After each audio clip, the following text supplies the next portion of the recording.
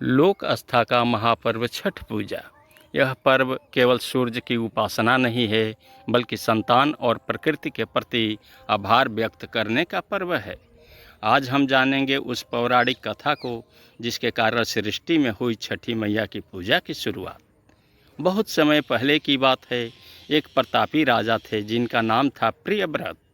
उनका राज्य धन धान्य से भरा पूरा था, लेकिन एक बड़ा दुख भी था, उन्हें कोई संतान नहीं थी।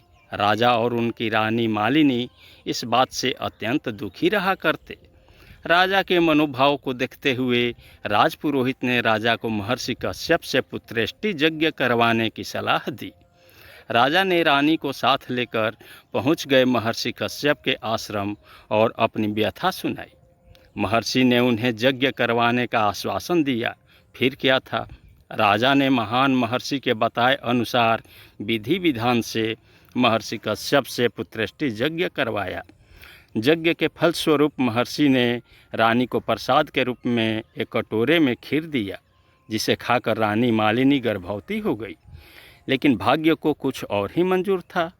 9 महीने के बाद रानी ने एक मृत पुत्र को जन्म दिया। यह सूचना मिलते ही इस भयानक सदमे से राजा प्रियव्रत टूट से गए। पुत्र शोक में डूबे राजा ने अपने मृत पुत्र को लेकर श्मशान घाट जाने का निश्चय किया और श्मशान में रहने वाले चंडाल के सामने अपने प्राण त्यागने का फैसला कर लिया। जैसे ही राजा नदी में बच्चे के साथ प्राण त्यागने को तैयार हुए, तभी आकाश में एक अद्भुत प्रकाश फैला। रत्नों से जड़ा हुआ एक दिव्य रथ धरती पर उतरा। उस पर एक तेजस्विनी देवी विराजमान थी। राजा ने मृत पुत्र को जमीन पर रख देवी को प्रणाम किया और बोले, हे देवी, आप कौन हैं और किस कारण आपने मुझ जैसे भाग्यहीन को दर्शन दिए हैं? देवी बोली, हे राजन, मैं ब्रह्मा की मानस पुत्री देवी षष्ठी हूँ। सृष्टि के मूल प्रवृत्ति के छठे अंश से उत्पन्न होने के कारण ही मुझे छठी मैया कहा जाता है। मैं सभी संतानों की रक्षक हूँ। तुम मेरी पूजा करो और इस व्रत का प्रचार करो, तुम्हारी मनोकामना अवश्य पूरी होगी राजन। यह कहकर देवी ने मृत शिशु को छुआ। बालक जीवित हो उठा। छठी मैया की कृपा से राजा का जीवन खुशियों से भर गया।